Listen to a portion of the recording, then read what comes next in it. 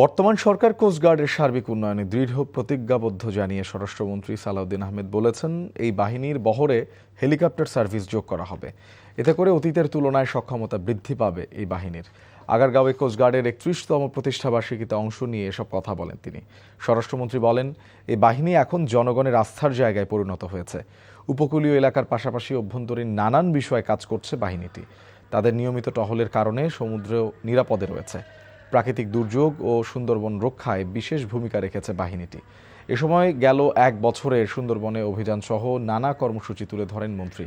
এর আগে বাহিনীটির মহাপরিচালক বলেন, কোস্টগার্ড সর্বমহলে গ্রহণযোগ্যতা অর্জন করেছে। দেশের স্বার্থ রক্ষায় কাজ করে যাচ্ছে এই বাহিনী। বলেন, জনবল ঘাটতি পূরণ হলে আরও কার্যকর ভূমিকা পালন করতে পারবে কোস্টগার্ড।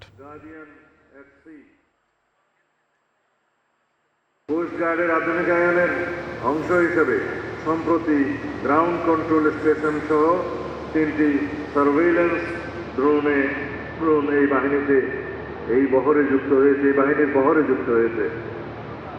আন্তর্জাতিক সহযোগী সংস্থা জাইকার অর্থায়নে একটি মাল্টি-রোল রেসপন্স ভেসেল ও 2টি অফশোর পেট্রোল ভেসেল নির্মাণের কার্যক্রম দ্রুত গতিতে এগিয়ে চলছে।